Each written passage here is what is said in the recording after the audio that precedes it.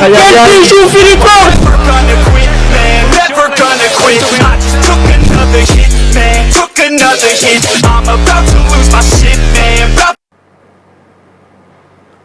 Salut à toutes et à tous, amis sportifs d'Ekiria Media Channel, la chaîne de la jeunesse et des bonnes valeurs, amis de KMC Sport. Merci de votre fidélité en ce dimanche 12 octobre 2025. Nous sommes encore là de retour avec un nouveau plateau qui sera consacré au football en République démocratique du Congo et aux léopards de la RDC qui sont engagés pour la dernière fenêtre des éliminatoires de la Coupe du Monde 2026 qui se jouera bien évidemment aux États-Unis, au Canada et au Mexique. Et là, ça sera le dernier match qui est prévu pour ce mardi 14 à 20h de Kinshasa. Ça sera un match de nuit qui va opposer les léopards de la RDC au Soudan à Kinshasa. La bataille elle est encore longue pour les léopards qui ne sont plus assurés, qui n'ont plus leur destin, mais pour finir premier du groupe, mais qui peuvent encore espérer une place pour les barragistes. Amis sportifs, on prend les grands sujets de ce jour après ceci.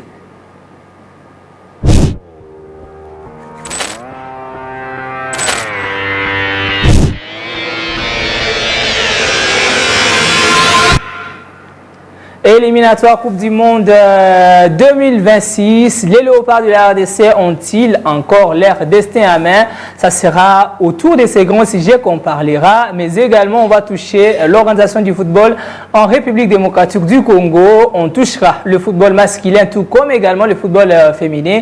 On parlera de la Fédération congolaise de football, mais on parlera également du nouveau calendrier de la 31e édition de la Ligue nationale de football de la RDC. Enfin, le championnat, il va reprendre, ça sera là les grands sujets de cette émission. Mais avant d'y aller dans les vifs, on prend l'actualité.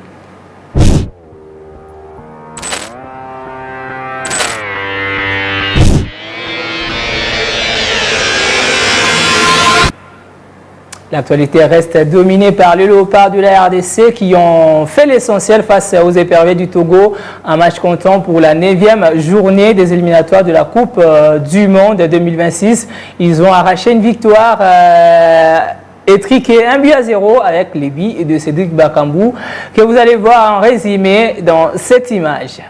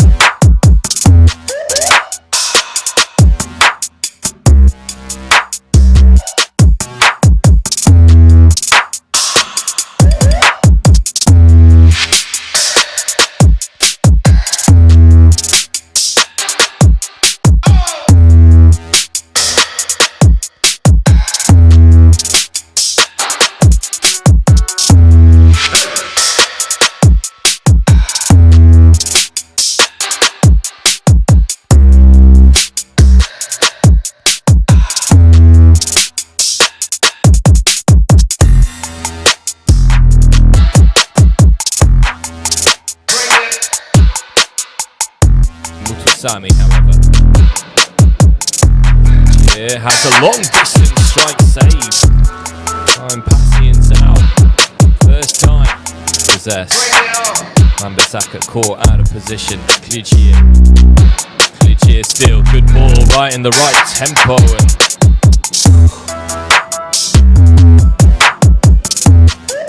caught good goalkeeper.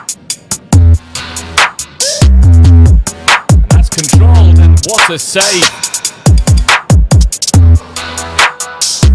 Given in favour of the visitors, but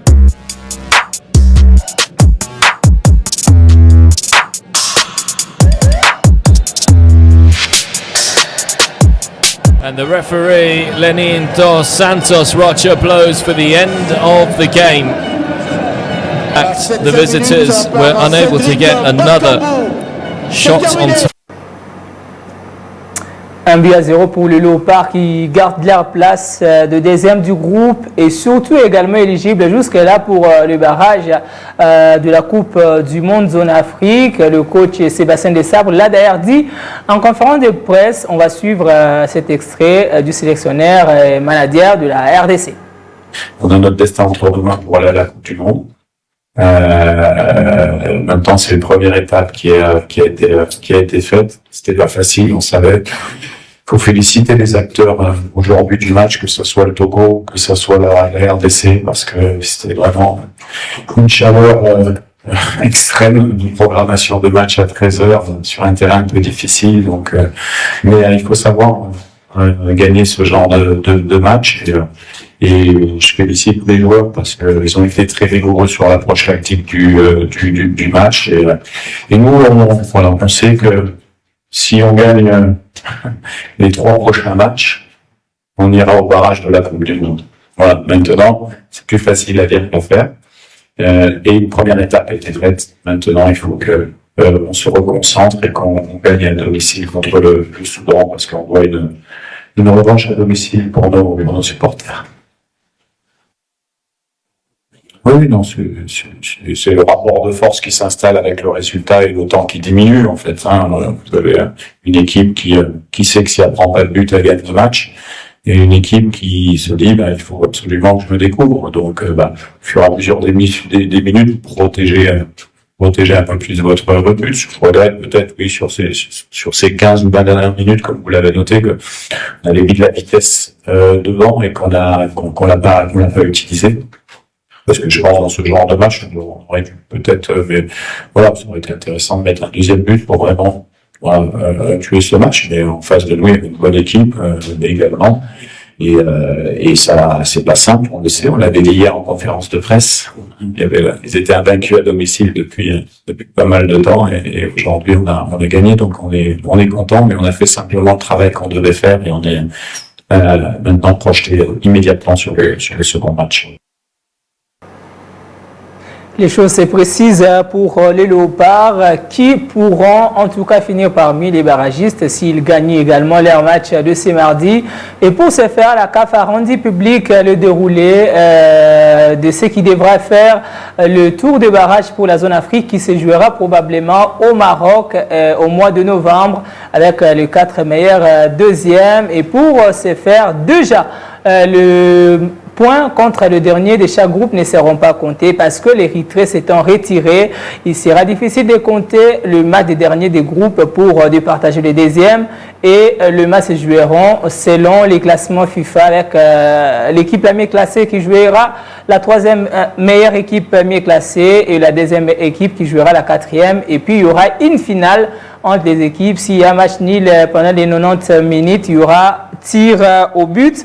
Et ça sera comme ça que se jouera et l'équipe d'Afrique représentera l'Afrique au tournoi de la FIFA pour déterminer les 2 autres représentants qui vont rejoindre les équipes qui joueront la Coupe du Monde. Et on rappelle déjà que c'est ce mardi que les Léopards de la RDC vont jouer leur dernier match de groupe. Ce sera face au Soudan, l'équipe qui avait battu la RDC au match aller 1-0. Et pour ces matchs, les prix des tickets d'action étaient fixés parce que le nombre étant réduit à 25 000 personnes ou 30 000 personnes par la FIFA. Et là, ça sera 25 000 francs à payer pour les billets des tribunes latérales et pourtour, 50 000 pour la tribune centrale.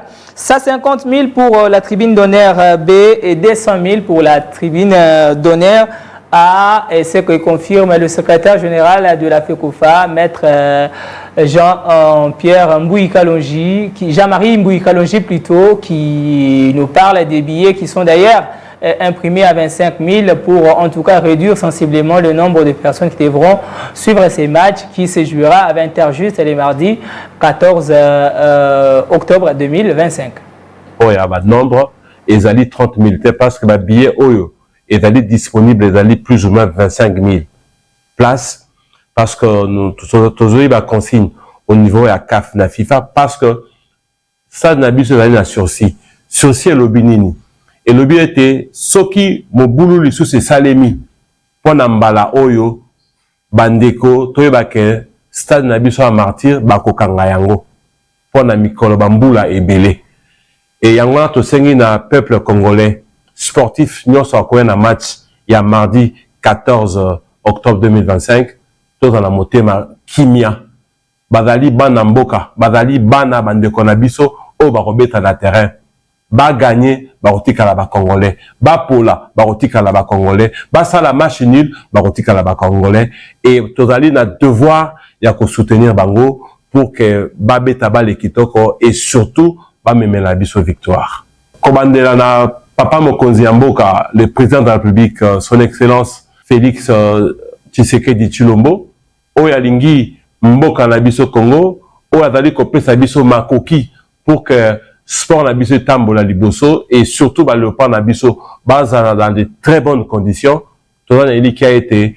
victoire et kozana ngambo na biso baloba ke bale ezana ba réalité nango ça veut dire que tout le monde a gagné à la na pole na biso ezala Sénégal ezala Togo ezala tout le monde le lokolo ba ke non na ke mondial ça veut dire que à tout moment li kama peko ko ela bato na bande konabiso ya Sénégal li kama ko eli bango biso koto to gagner et puis bon mbulu mbilinga koti na kata poule et puis si biso le pas ndingisa pour na tokende na Coupe du monde. Dans les mêmes fils d'idées, on va suivre l'administrateur gestionnaire du stade des Martyrs, Dadou Etambé, qui a également invité le public sportif à être très discipliné pour très regardant par la FIFA qui menace en tout cas le stade des Martyrs de beaucoup de suspensions.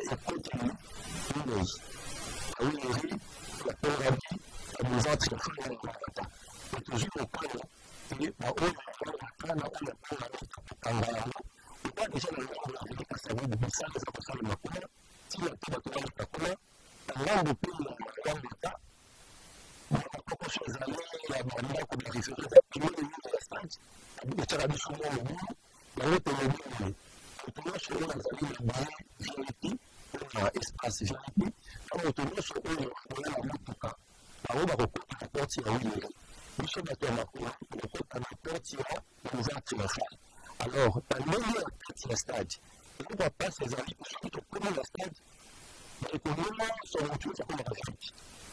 Là, on a souvent dit, c'est un VIP, c'est un espace VIP. Et on a l'espace VIP pour mettre pour 4 millions de mètres de l'eau pour la contrôle de l'eau. Le contrôle de l'eau, il va tomber sur la main, il dit la mission. On va aller dans la zone pour la mission. Pour serrer la mine, on va conduire. Pour l'accéder au simple. Parce que c'est un petit peuple. Avec la matin, ça reçoit l'article. Pour avoir les autres conduire, on va avoir un papier de l'eau, on va reçoit l'article.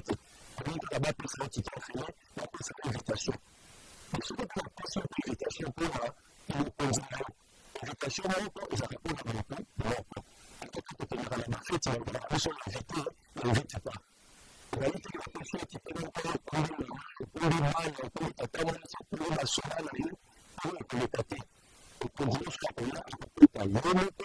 national de l'équipe de l'Union, dans les années 50, dans les années 50,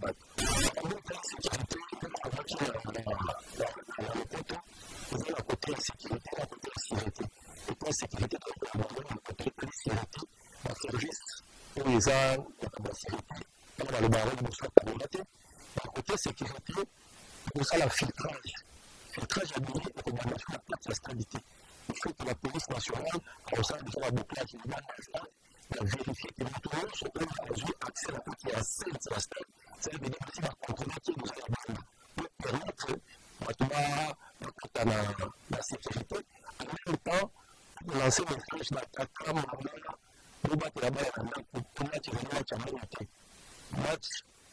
Match à Souka, il y a tout le monde qui a décidé la match sur le groupe comme ce qu'on est dans le gouvernement. Donc, nous sommes sur le gouvernement 20 heures que j'ai dit tout. On a eu les amis après 17 heures au centre d'attaque. Donc, on a allé sur le métier. On a sur la nuage. On va maxer la stabilité.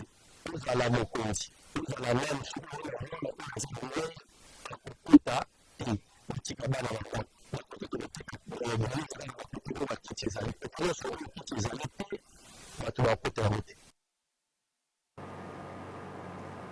Le match est prévu pour ce mardi à 20h juste au stade de Martyrs. Les billets sont à 25 000 francs pour les pourtours. On va quitter les locaux.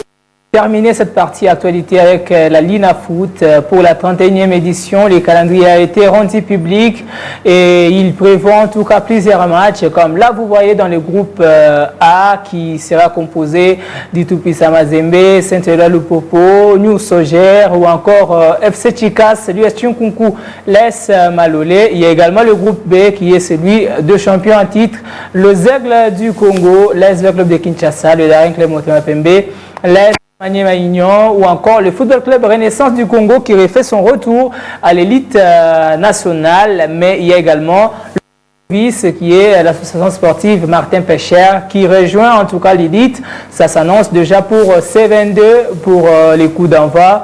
On est tellement heureux de voir que notre championnat va enfin reprendre. C'est par cette note que l'on met un point final à cette partie actualité. Tout de suite, le débrief avec nos intervenants sur ces plateaux.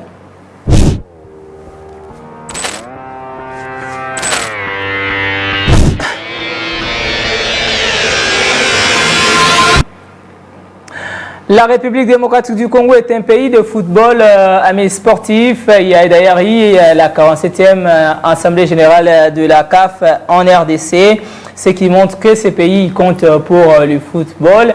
Alors, sur ces plateaux, nous avons des invités qui s'y connaissent en matière de football.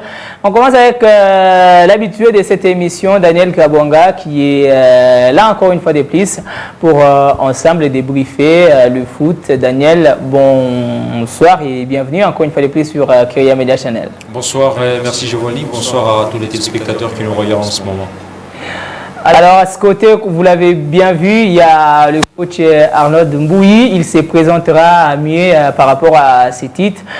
Coach, bonsoir et bienvenue à KMC. Bonsoir et merci. Alors, vous êtes la licence BCAF. Est-ce qu'on peut en savoir plus sur vous? Oui, je suis au départ préparateur physique. Je suis fini à l'université pédagogique de Kinshasa comme éducateur physique. Je suis licencié en éducation physique et aussi je viens de recevoir mon diplôme de licence BCAF cette année. Alors, comment vous êtes venu au-delà du fait que vous êtes préparateur physique, mais le goût de partir du plus bas de formation d'entraîneur jusqu'à aujourd'hui à la licence B qui est déjà presque la porte de la licence A et Pro? Comment vous est venue cette passion d'aller dans le coaching au-delà du rôle du préparateur physique, de vous perfectionner dans ce domaine-là d'entraîneur? Dès mes études universitaires, lorsque j'ai commencé en G1, je m'étais dit d'être entraîneur de football. Donc j'ai commencé d'abord avec l'école de foot Oudjana comme entraîneur. Et lorsque j'ai continué avec les études, arrivé en G3, Je me suis engagé comme préparateur physique dans l'une d'équipe de Kinshasa Football Féminin à Mani.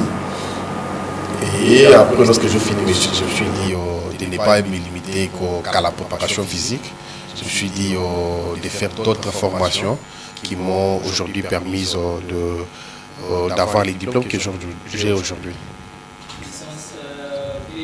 La Confédération africaine de football, entraîneur passé par plusieurs équipes, vous avez découvert le football féminin et masculin.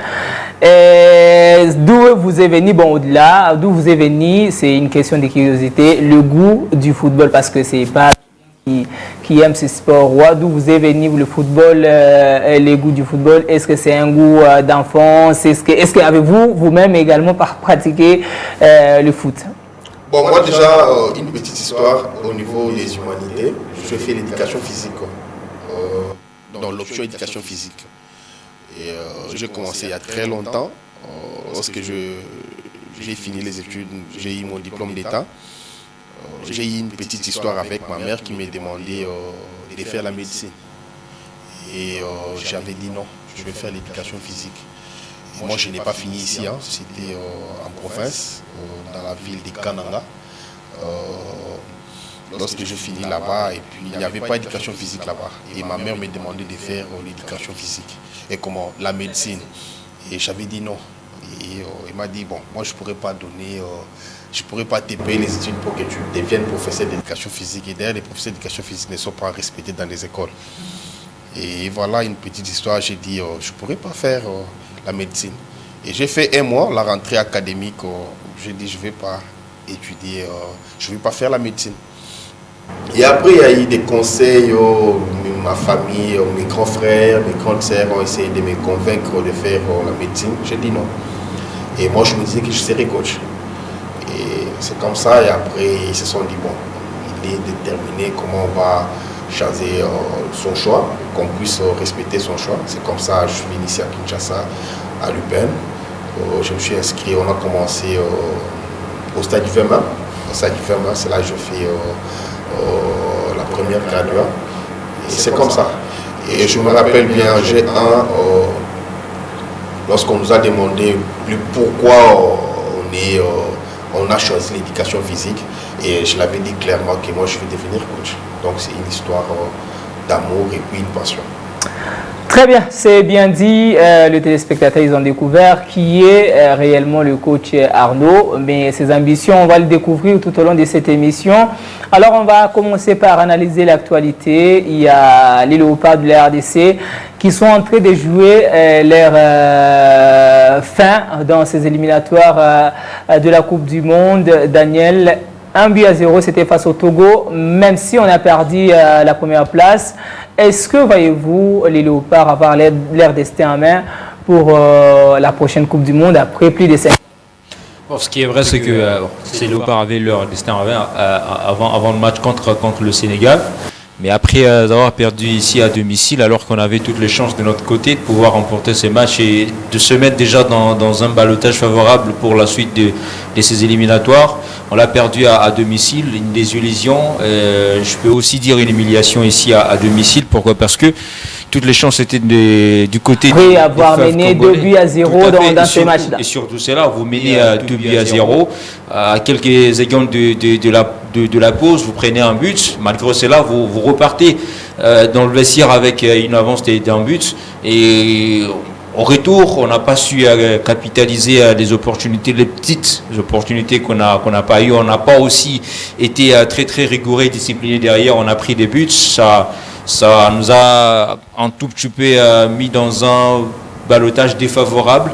Et puis après, aller faire un match un peu compliqué sur les sols togolais contre bien évidemment les éperviers qui sont des jouables d'ailleurs à domicile. Exactement. Donc c'est une équipe qui se produit bien à domicile, mais quand même la RDC est parvenue à s'imposer par un score étriqué, ce qui n'est pas aussi mauvais parce que dans ces éliminatoires, ce qui importe beaucoup plus, c'est la victoire. Lorsque vous gagnez à vos adversaires comme ça vous permet d'engranger des points. Et avec plus de points, vous avez la possibilité de progresser, d'aller vers l'avant, ce qui était en tout cas nécessaire pour les poulains des Sébastien des Sabres, de pouvoir remporter ce match-là, même si c'est par un score étriqué.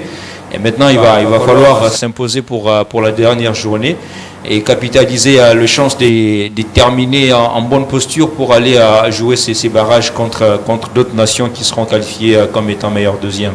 À ce jour, l'équipe la plus probable qui pourrait affronter les RDC au barrage, ce sera le Gabon. Coach Arnaud, vous avez également maintenant qu'on va avoir, vous avez regardé ces léopards jouer depuis le début de ces éliminatoires et là, ce sera la dernière journée pour mardi. Mais il venait de gagner face au Togo avec un système, je parle de système parce que je parle avec un entraîneur, des 3-5-2.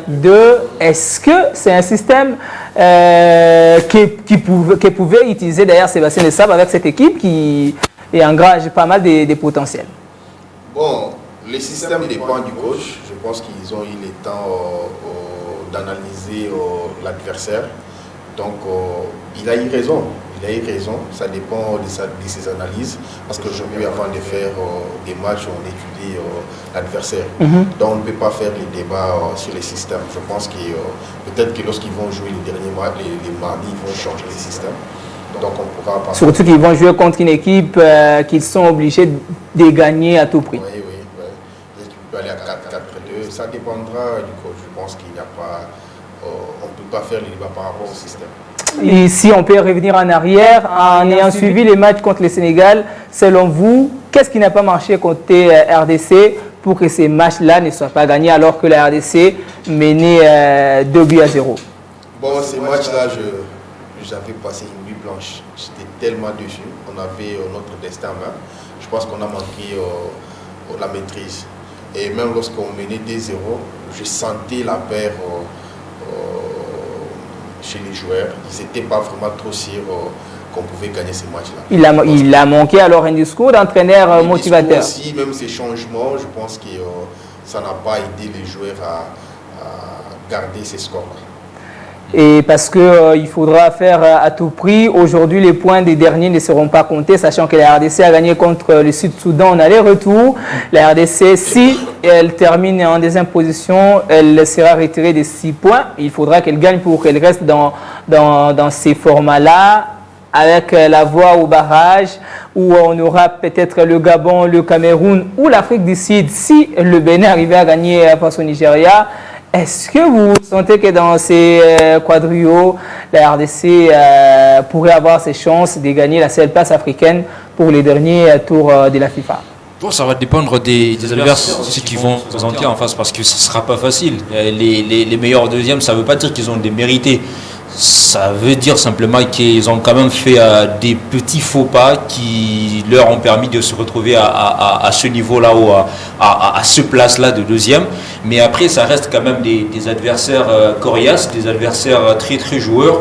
Dans la manière de jouer au football, lorsque vous regardez aujourd'hui les Gabons jouer, ça vous donne du plaisir. Le Gabon, en tout cas, qui a d'ailleurs gagné son dernier match 4-3. Avec un quadruplé de Pierre-Emerick Aubameyang qui est tout feu tout flamme aujourd'hui, que ce soit en club ou encore en sélection, c'est un joueur qui sait quand même puiser dans ses dernières ressources pour essayer de propulser cette nation vers l'avant. S'il n'y a pas lui, il y a aussi des joueurs comme des Denis Bouanga qui sortent toujours du lot et qui sortent toujours des bons derniers gestes pour faire la différence dans des matchs comme ça. Après, moi, je ne veux pas dire que ça sera un barrage un tout petit peu facile pour la RDC parce que les adversaires qui vont se présenter sont aussi des tailles. Le Gabon ou encore le Burkina Faso qui peut se présenter ou encore le Bénin.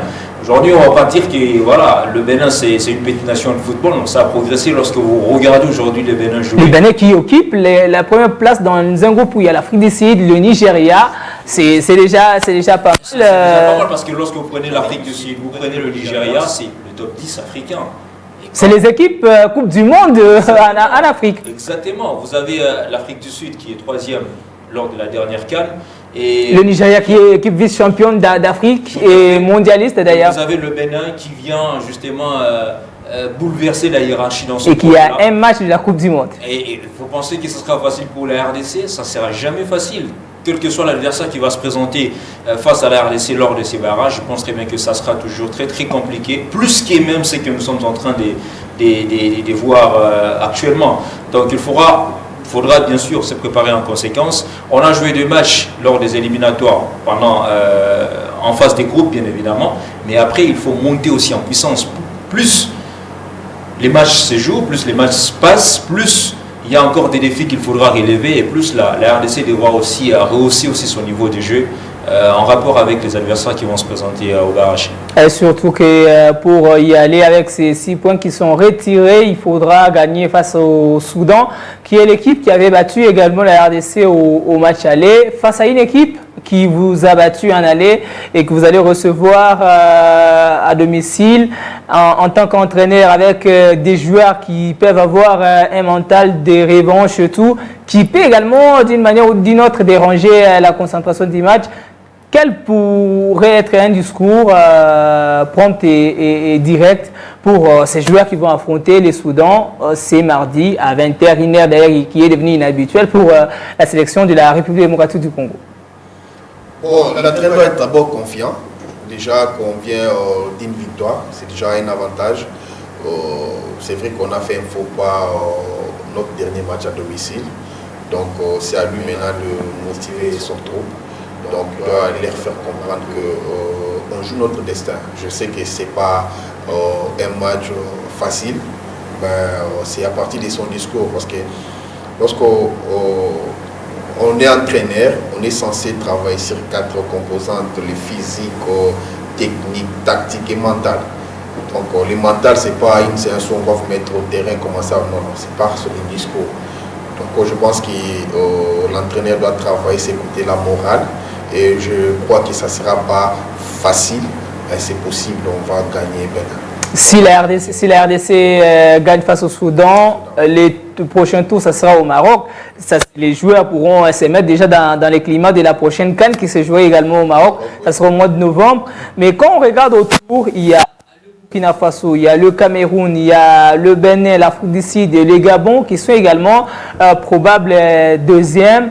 Quand vous regardez les noms des équipes, donnez-vous quel pourcentage de chances à la RDC pour se qualifier et représenter l'Afrique au dernier tour des barrages? Je pourrais aller à 60%. La mission est difficile, mais pas impossible. Je pense qu'on a aujourd'hui une équipe, même toutes ces équipes-là, lorsqu'ils seront devant, ou bien ils vont entendre qu'ils vont jouer contre la RDC, ils savent que, je dirais, les pays, ils savent que la RDC aujourd'hui n'est plus n'importe quel pays du football. Quand même, on a aujourd'hui un pays qui est quand même qui pèse au niveau de l'Afrique. Et je pense que c'est possible qu'on puisse passer. Parce que vous parlez des pesées, avant de revenir à Daniel, on a un pays qui pèse au football, on a des noms qui pèsent par rapport au football, Bakambu, Wissa et Bemba et les autres. Oui. Mais dans la préparation de la relève, il y a une coupure. Est-ce que ce n'est pas un danger pour cette équipe qui a d'être construite par Sébastien Desabre avec tous ces noms-là, mais qui, quand on regarde l'aspect âge, ils sont dans les trentaines, et alors que derrière, on a eu nos U20 qui ont joué dernièrement la CAN qu'on ne sait plus où ils sont passés, on a l'équipe Chan qu'on ne sait pas à quel état elle est aujourd'hui, les U23, on n'en sait rien. Est-ce que ça n'entretient pas un handicap qui pourrait être un danger demain pour la RDC parce qu'on ne peut pas rien? Oui, c'est vraiment un grand danger, ces côtés-là. Je pense qu'il y a à boire et à manger parce qu'on va déjà aussi voir les championnats. Je sais qu'on parlera du championnat. C'est un danger. C'est un danger. Il faudrait avoir toutes ces équipes d'âge-là. Et aujourd'hui, ça fait très longtemps qu'ils n'existent pas, mais je crois d'ici là, il y a les I-20 qui se préparent pour les tournois. Les I-20 qui se préparent. Donc, je pense qu'il y a quand même des relèves. Allez, Daniel, ça sera ce mardi face au Soudan, au stade de Martyrs, avec l'image montrée face au Togo, parce que depuis ces éliminatoires, à aucun match, les Léopards ont gagné en termes de possession. On est habitué avec cette équipe de la RDC qui ne donne pas du beau jeu, comme on le dit, mais qui gagne quand même. Est-ce qu'il faudra continuer à gagner? Ou il y a des choses qu'il faudra montrer, surtout que c'est un dernier match à domicile? Pour l'instant, je pense que c'est d'abord la victoire qui compte. Parce que voilà, on pouvait faire du beau jeu, vous ne parvenez pas à gagner le match, vous faites un match nul, ça va compliquer encore le calcul.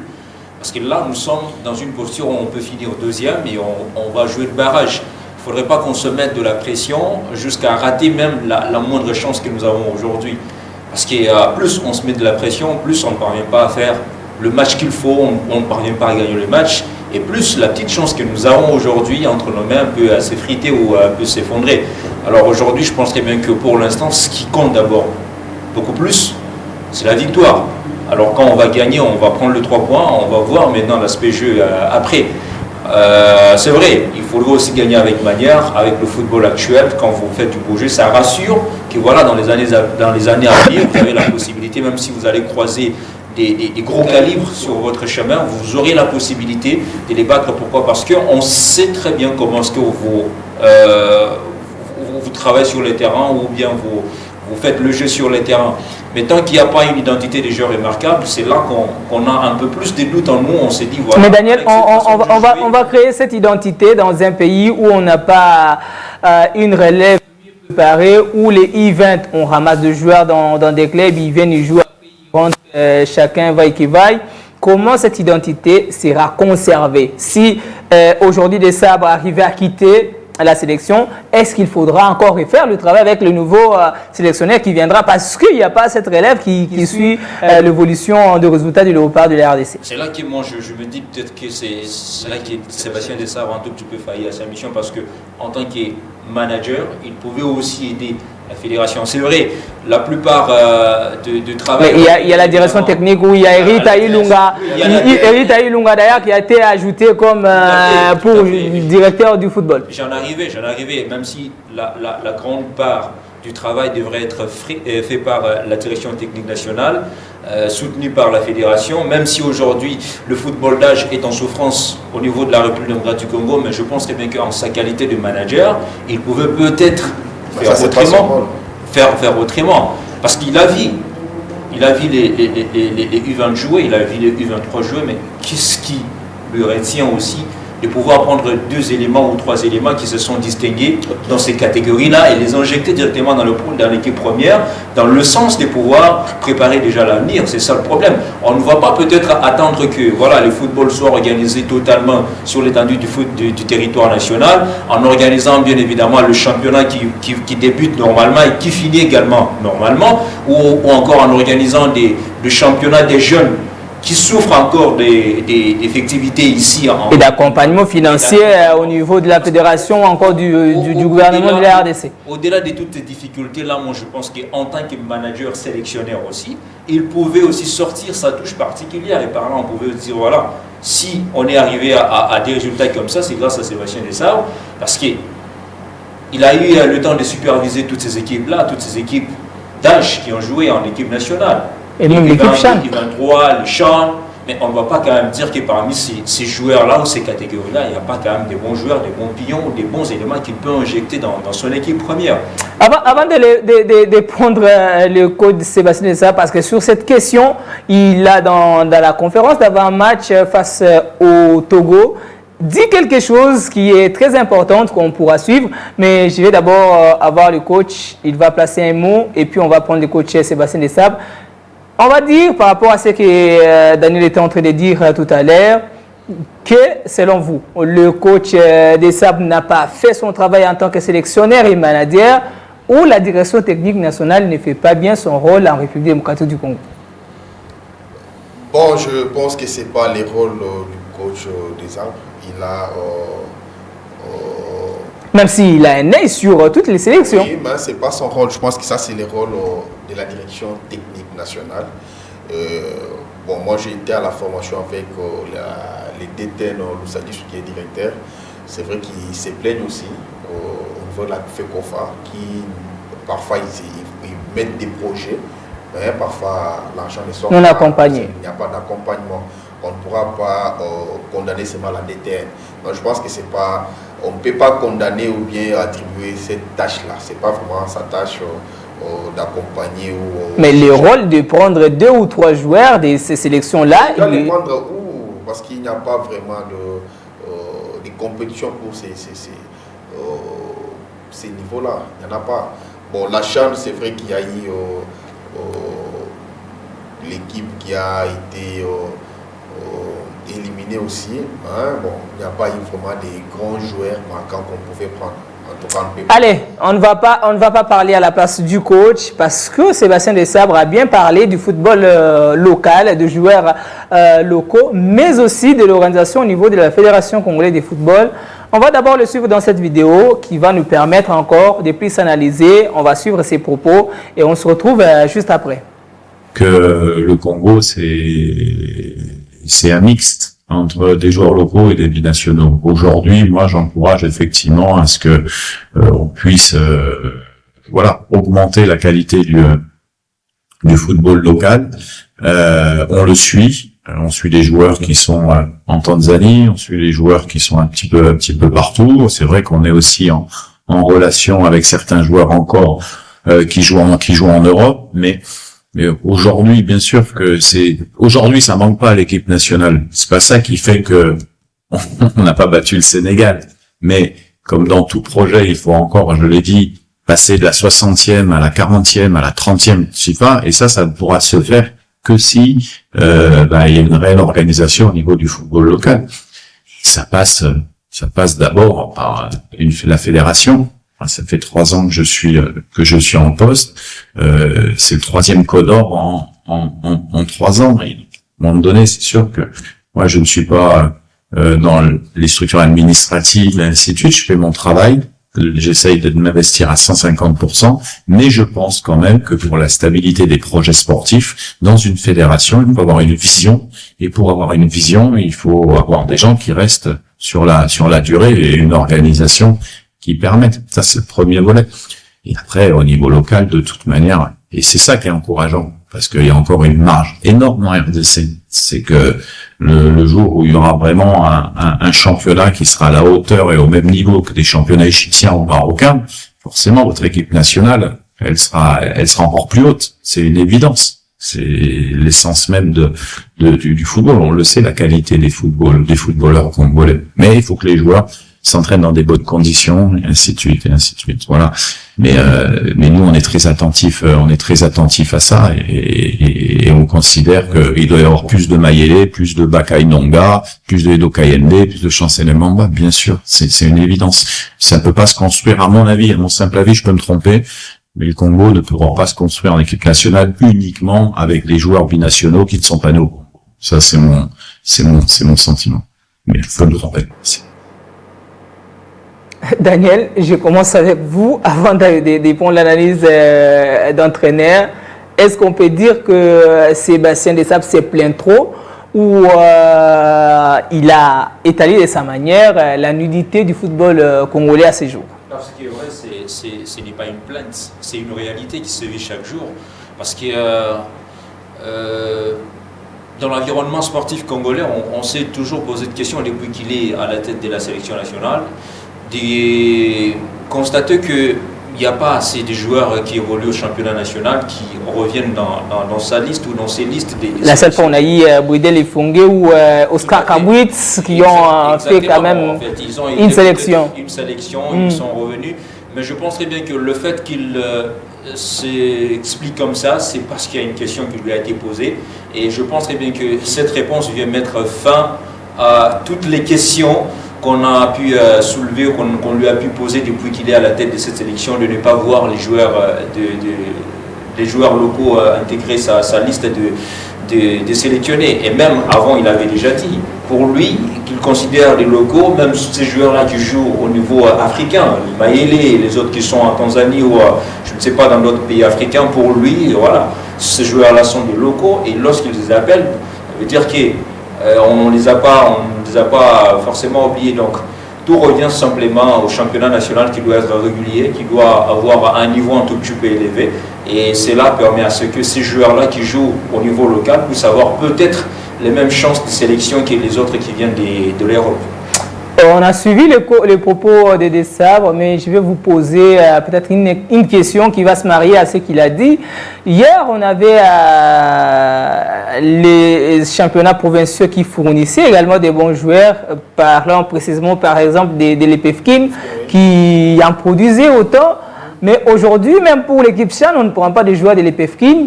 est-ce que ça peut être l'une des raisons qui font qu'aujourd'hui, le football congolais a perdu toute sa qualité? Parce que les grands clubs congolais préfèrent aller se ressourcer ailleurs, prendre des joueurs étrangers. Et même les fanatiques, ils font cette pression-là pour que ça soit un Burkinabé, un Sénégalais, un Marocain qui viennent, que de prendre un joueur des standards, des Limba, des Kratos et les autres.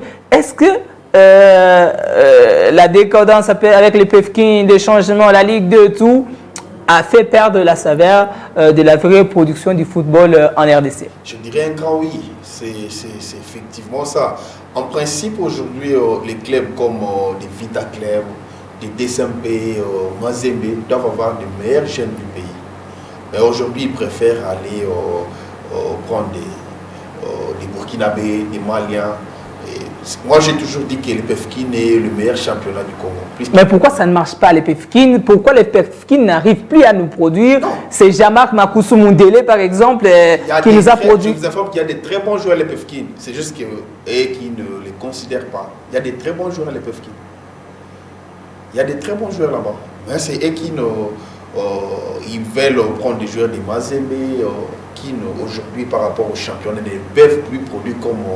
vous voyez par exemple en 2009, lorsqu'on a gagné la CHAN, on avait un Mazembe tout fait, tout flamme. Mais avec beaucoup de joueurs congolais. Voilà. Et aujourd'hui, ils préfèrent prendre ailleurs. Et derrière, il y a beaucoup de jeunes, il y a des très bons joueurs à l'EPFK. Moi, je suis coach là-bas, je travaille actuellement avec Koea. On a des très bons joueurs qui peuvent faire mieux. Il y a d'ailleurs un garçon de Ouéwa qui voulait intégrer Vita Club ou quelque chose. Et on a actuellement un joueur qui est en Tanzanie chez Azam, Francis, qui est en essai, un très bon médiateur. Et puis on va voir ce que ça va donner. On a des très bons joueurs, c'est juste que les coachs préfèrent toujours des grands noms là. Et puis, voilà. Et peut-être que les PFKIN aussi n'est pas si médiatisé qu'on peut... Non, mais c'est ça aussi. La question de la médiatisation du championnat national ou encore de nos championnats provinciaux, la communication qui n'accompagne pas les clubs qui n'ont pas de cellule de communication. Les sélectionneurs, d'abord, c'est le travail du sélectionneur. Il ne doit pas se limiter, je ne sais pas, à la liste, je ne sais pas d'où ça vient. Il doit faire les tours, regarder les matchs, les championnats. Ce n'est pas seulement la médiatisation. On peut dire qu'il y a aussi un souci. Mais aujourd'hui, les PFK passent en direct, au moins que je me trompe. Chaque match qu'on joue, il y a une chaîne, c'est quoi, Arc-en-Ciel qui fait passer les PFK en direct. Qu'est-ce qu'on doit dire? Non, mais Daniel, il n'y a pas que les PFK. Il n'y a pas que les PFK. C'est une échantillon qu'on est en train de prendre parce que c'est parmi cet échantillon aussi qui produisait ces joueurs-là qui venaient. Mais à suivre Sébastien de Sabre, il a balayé aussi cette question de l'organisation au niveau de la fédération congolaise avec les connors qui changent. Est-ce qu'enfin on peut dire que la question des élections au niveau de nos institutions est la clé pour le renouveau du football en République démocratique du Congo? Je pense oui. Le football stagne un tout petit peu. Pourquoi? Parce qu'on a peut-être des gens que l'on n'a pas élus. Des personnes qu'on nous a imposées et qui font les choses à leur guise, à leur manière. Alors lorsque vous avez des personnes qui vous sont imposées, vous n'avez rien à dire, vous n'avez rien à réclamer, quel que soit ce qu'il... Qui n'a pas de compte à rendre à quelqu'un. Ils n'ont des comptes à rendre qu'à celui-là qui les a placés là-bas. Alors, la meilleure voie pour moi, la meilleure voie possible pour peut-être essayer de réorganiser les choses, c'est de passer par les élections. Parce que quand on parle des élections, on part d'abord des entités, des petites entités. Donc on voit au niveau des ententes, au niveau des ligues, au niveau des ligues provinciales, des ligues nationales. Et c'est par là qu'on aura la possibilité de réorganiser les choses, d'organiser le football avec des personnes qui nous-mêmes, nous avons choisi, que nous avons mis là-bas, pour qu'ils puissent organiser les choses. Et dans cette façon de faire les choses, même s'il n'y a pas de résultats, il y a possibilité maintenant de pouvoir rappeler à ces personnes-là que vous êtes là pour tel objectif, tel objectif, tel objectif. Avec un football qui se joue avec une Ligue 1 de 30 équipes, une Ligue 2 de plus de 70 équipes. Est-ce que ça c'est pas aussi une raison qui met cette barrière-là entre le football national et nos championnats provinciaux? Parce que quand vous avez déjà plus de 90 équipes à l'élite, c'est difficile d'y aller jusqu'au championnat. Il faut qu'il y ait quand même une bonne structuration, il faut qu'il y ait quand même des bons critères pour que vous puissiez vous retrouver à tel niveau, à telle division. Les formats du championnat, Exactement, surtout. on le voit même ailleurs, en Europe, comment les choses se passent. Vous êtes en National 3, vous passez en National 2, vous montez des divisions, des échelons, jusqu'à ce que vous vous retrouvez un jour en élite. Et tout ça, c'est justement sur base des critères qui sont bien élaborés en avance et que les clubs doivent bien évidemment suivre. Donc si vous remplissez ces critères-là... La question de viabilité, le club qui n'ont pas des terrains, même pour s'entraîner, les clubs qui n'ont pas des équipes d'âge, des équipes féminines. Oui, c'est par là, parce qu'aujourd'hui, au-delà des grands clubs que nous avons aujourd'hui dans le monde, il y a des académies, il y a la Ligue des Champions, des académies qui se jouent. Si vous voyez aujourd'hui, par exemple, le Real Madrid jouer contre Arsenal, en avance, il y a des académies qui se croisent toujours comme ça, il y a une Ligue de champions qui se joue comme ça, et à la fin, vous avez même un champion. Donc je pense très bien que les choses devaient être structurées de cette façon-là, et aussi organisées de cette façon-là, dans le sens de permettre à ce que le football se joue de la plus belle des manières en RDC. Mais après, coach, la question sur nos grands clubs congolais qui n'ont pas à eux-mêmes déjà de relève, est-ce que ça empêche aussi la direction technique de travailler? Mais par là, je devrais ajouter une question. Vous qui êtes entraîneur, peut-être vous maîtrisez mieux les choses que nous. Il y a une direction technique nationale, on nomme un directeur en charge de football. Est-ce que ça décharge les détenus de ses responsabilités, ou c'est quoi la séparation entre le directeur technique national en soi et le directeur qui sera en charge de football? Bon, la direction technique n'est pas... en fait, il y a une différence. La direction technique se charge de la formation des entraîneurs, la formation, les équipes d'âge. C'est lui qui est, le directeur aujourd'hui, Erita Ilunga, qu'on a nommé comme directeur du football. Il va s'occuper des suivis de ces joueurs-là. Donc c'est un peu ça, cette nuance-là. Et quand même, c'est pas, on n'a pas levé la direction technique, sa charge d'organisation ou bien de formation. Alors, nos équipes, on parle également, vous êtes passé par également des équipes féminines, vous en connaissez, on va essayer de prendre avec vous parce qu'on est déjà à la fin avant de parler du championnat national pour clôturer. Vous êtes également passé par le football féminin, Amani, Bikira, des grands clubs de Kinshasa et de la RDC. À ce jour, il y a l'équipe U20 également qui joue les éliminatoires de la Coupe du Monde et qui attend les deuxièmes tours face à la Côte d'Ivoire. Comment évaluez-vous le niveau du football féminin en RDC? En tout cas, en RDC en général, je dirais pas mal. On a Mazembe qui aujourd'hui fait des bonnes choses au niveau de l'Afrique. Mais à Kinshasa, c'est médiocre. Parce qu'aujourd'hui, on a par exemple des clubs comme Amani qui avait très bien commencé. Un club qui avait des moyens. Aujourd'hui, je pense que les clubs sont un peu perdus parce qu'ils n'ont pas pu... J'ai toujours dit que le football, c'est du business. C'est du business. Je me rappelle les années où Amman faisait des voyages où, par exemple, vous allez en Tanzanie jouer des tournois inutiles. Or, c'était le moment d'organiser l'équipe qui pouvait jouer, par exemple, la Coupe du Congo, acheter des bonnes joueuses étrangères ou bien s'organiser au niveau local. Et il y a certaines équipes ici, les présidents n'ont pas de vision en fait. Une équipe qui est dirigée par, excusez-moi de dire, l'effet d'alcool. Donc vous sentez que le président n'a pas de vision. Et à la fin, on vous dit qu'on a dépensé 50 000 $ la saison. Vous demandez comment ils ont dépensé ça. Donc, et pourquoi on a dépensé 50 000 $? Voilà, il n'y a pas de vision. Il n'y a pas de vision. Mazembe, aujourd'hui, je dirais que Mazembe va encore dominer le football congolais. Parce qu'il y a une vision. Et il y a les Aigles du Congo qui arrivent également. On a vu chez les hommes, ils ont presque dominé. Féminin, je pense qu'ils auront besoin du temps. Parce que j'ai vu ces joueuses-là. Elles seront baptisées par Amani, par Mazembe, par Bikira. Donc on doit leur donner du temps. On ne peut pas compter pour l'instant les Aigles du Congo parmi les grandes équipes. C'est vrai que les Aigles du Congo aujourd'hui, masculin fait de bonnes choses, mais côté féminin, on doit d'abord les laisser du temps. Coach, après Bikira et Amani, aujourd'hui vous avez un autre niveau parce que vous avez la licence B. est-ce que dans les jours à venir, on va vous retrouver sur un autre banc d'une équipe féminine, par exemple? C'est une question difficile, ça dépendra. Mais aujourd'hui, par Ou exemple... alors, vous êtes concentré là où vous êtes actuellement?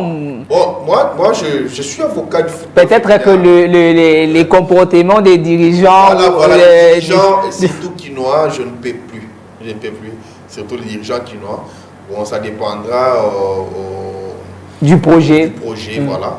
Mais aujourd'hui, je ne vois pas une équipe qui peut... il n'y a pas de vision. Je dis que le football, même chez les hommes aussi, c'est les problèmes qu'on a. Je pourrais donner l'exemple de Tanzanie, par exemple.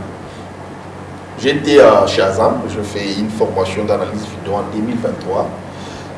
Vous savez qu'Azam paye des clubs tanzaniens, ils payent les droits de télé. Donc il y a une organisation au niveau du pays qui fait que les clubs ont les moyens. Donc même si le président n'a pas beaucoup plus ça, mais il y a quand même des entrées. C'est au fait les problèmes qu'on a aujourd'hui au niveau du pays. Et même au football féminin, là, je pense que le président ne dépense plus l'argent. Il dépense plus l'argent. Donc c'est compliqué. Surtout qu'il n'y a pas aussi des grosses cagnottes pour le championnat. C'est compliqué. On les comprend aussi, mais il faudrait les motiver, qu'il y ait quand même des cagnottes, par exemple. Parce que les champions, je ne sais pas, il n'y a rien. Les champions, par exemple, de Kinshasa, ils ont quoi? Un peu de jus et d'eau. Voilà. Alors, coach, on va terminer. On va terminer avec cette émission parce qu'il nous reste pratiquement 5 minutes. On se finit avec le championnat national. Le calendrier de la 31e édition est sorti. Enfin, Daniel, on a un calendrier pour le championnat national qui pourra répondre au 22, alors que nos clubs ont commencé, les interclubs et les Aigles d'ailleurs est sorti. Ouais, c'est une bonne nouvelle d'entendre que voilà, les championnats vont reprendre. Pourquoi? Parce que ça va d'abord permettre à ces ambassadeurs qui représentent la RDC au niveau africain de pouvoir quand même se remettre en compétition. Parce que vous le savez très bien, il y a une différence lorsque vous jouez des compétitions comme ça au niveau de la CAF, au niveau africain, sans que vous ayez de championnat dans votre pays. Vous allez vous contenter des matchs amicaux, mais dans des matchs amicaux, il y a quel enjeu? Il n'y a pas d'enjeu, c'est juste pour peut-être garder le rythme, mais en tout cas, il n'y a pas vraiment d'enjeu dans des matchs amicaux. Mais lorsque vous êtes en compétition, dans un championnat qui se joue régulièrement, je pense très bien que ça va beaucoup plus permettre à ce que vous prépariez des matchs internationaux ou internationaux. Le coach ne va pas me contredire sur ce point-là. Je pense très bien que c'est d'abord une bonne nouvelle d'entendre que le championnat va reprendre, mais dans quel contexte et on aura 30 équipes, de 15 équipes par chaque groupe. Oui. Les 4 premiers ils vont jouer les titres et puis les 4 derniers de chaque groupe seront éliminés. Ça veut dire qu'on aura 8 relégations sur les 30. Est-ce que pour coach, ça sera un format qui permettra aux équipes d'être compétitives? Bon, moi je suis un peu pessimiste par rapport à ce calendrier parce qu'on avait un championnat de 20 clubs qui n'arrivait pas à aboutir. Au lieu de chercher à, excusez-moi, de soulever un point, une parenthèse, je me rappelle une fois le président du Conor, Sami, qui disait qu'aujourd'hui, par exemple, les grands championnats du monde en Europe, il y a combien de clubs? C'est 20. 20 ou 18 pour la France, oui. L'Allemagne, c'est 18. Vous allez même en 15. Mais vous quittez de 20 à 30, c'est inconcevable. Parce que jusqu'alors, je ne sais pas quelle compagnie aérienne va... la question des flux aériens également qui pose problème. Vous quittez des 30 et je ne sais pas, jusqu'alors, je ne sais pas les explications, comment ils ont pris ces équipes-là. Récemment, je crois... 3 saisons, pas de relégation, toujours des montées. C'est inconcevable. Il y a toujours des montées. Toutes les équipes veulent jouer la première division. Mais les équipes là aussi n'ont pas des moyens. C'est ça aussi le grand problème. Hein? Et aussi, la plus grande difficulté, c'est qu'il y a également la Ligue 2 où il y a également 2 montées. Et la Ligue 2, c'est plus de 11 équipes qui montent à chaque saison. Voilà. Et ça va peut-être aller jusqu'à 80 équipes pour une deuxième division de la RDC. Et des championnats qui vont même pas finir. Et les calendriers qui n'ont même pas encore été sortis. Moi, il y a 3 jours, j'ai suivi le club Saint-Lico qui a publié sur sa page qu'ils ont gagné le procès, ils doivent monter en Ligue 1. Mais jusque-là, le club n'est pas sur le calendrier publié. Qu'est-ce qui va se passer? Il y aura encore le changement. Donc il y a à boire à manger. Moi je suis un peu pessimiste par rapport à ces championnats. Je pense qu'il faut aller réduire. Pour moi je serais content si on réduisait par exemple les clubs. Il y a des clubs qui n'ont pas de moyens. Mais pourquoi forcer les choses? Moi j'étais dessus, par exemple la saison passée, les clubs comme Orange Vert qui n'avaient pas voyagé à Lubumbashi. On entendait qu'un an, Mazemba envoyait les billets, tout ça. Mais il faut déjà au départ former. Moi je suis enseignant, excusez-moi, je donne cours au collège, je suis professeur d'éducation physique. Avant la rentrée scolaire, une semaine avant, j'ai déjà les calendriers scolaires. Donc je sais tout ce qui va se passer cette année, les jours fériés, les vacances, j'en ai. Mais pourquoi on n'arrive pas à organiser? On donne un calendrier, phase aller. Et phase retour, comment ça va se passer? Donc au niveau aussi des clubs, il y a des problèmes. Vous allez voir un club... Tout en sachant qu'il y a ces équipes qui vont demander des reports pour les matchs interclubs, le fixe aérien, qu'on ne sait pas si on en aura. Ces côtés-là. Vous allez, on programme un match, un club qui va aller en Tanzanie faire la préparation parce qu'ils ont la Ligue des Champions.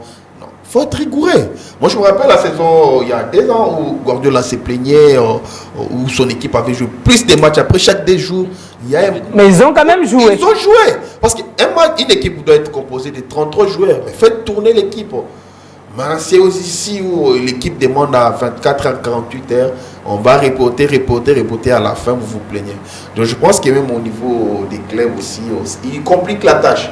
Donc on doit faire avec. Mais c'est la FECOFA d'être rigoureux, n'est plus accepter cela. Et moi j'ai toujours dit, comment jusqu'à aujourd'hui on n'arrive pas à avoir un calendrier fixe. Et surtout que le grand championnat au monde, ils sortent déjà leur calendrier avant la fin de l'autre saison. Tout à fait. Parce que, vous voyez, aujourd'hui, vous allez demander Barça, vous connaissez toutes les journées que Barça va jouer cette saison. Mais pourquoi au niveau, je ne sais pas, de la Lina Foot, de la Ligue 1, on n'arrive pas à faire cela? Daniel, on termine avec vous parce qu'on est arrivé à la fin. Est-ce que, encore cette question, les élections pourront résoudre toutes ces questions? Je crois que c'est l'une des voies par laquelle on peut résoudre, je peux dire, plusieurs questions liées à l'organisation du football aujourd'hui. Mais les élections, ça ne sera pas la seule voie, c'est l'une des voies. Pourquoi? Parce qu'on fera des élections, mais est-ce que les personnes qui vont justement être à la charge de la conduite seront des places qu'il faut à la place qu'il faut? Exactement, c'est la question qu'il faudrait se poser parce qu'on peut aller aux élections, on a les mêmes personnes qui reviennent ou encore on a le même système. La crainte d'avoir des élections triquées à l'avance. C'est des problèmes. Reste à savoir s'il y en aura parce qu'il n'y a qu'un mois qui nous sépare de ces élections-là. Surtout que le secrétaire général de la CAF avait bien dit à l'Assemblée qu'il faudra organiser avant peut-être la fin de l'année, mais en tenant compte de la situation de Nord et Sud Kivu. Ce qui rend encore les choses difficiles. Le football national, on continuera à en parler parce que c'est une matière large. Là, on est à la fin de cette émission. Coach Arnaud, merci de votre présence ce soir. Merci beaucoup. Merci également à toi, Daniel, d'avoir répondu à notre invitation. Merci, Giovanni. C'était un plaisir de partager le plateau avec le coach et merci également à tous les téléspectateurs. C'était un plaisir pour moi de vous présenter ces plateaux de KMC. Vous allez retrouver la rediffusion demain à partir de 10h du minute. L'émission sera en continu également sur la chaîne YouTube de Kyria Media Channel. Merci à la régie où il y avait Benjamin Louyeye et Azer Tembo qui nous ont permis d'arriver chez vous. Merci également à Romain Moussassa qui était derrière le caméra. On se retrouve déjà la semaine pour plus de nouvelles. D'ici là, portez-vous bien et au revoir.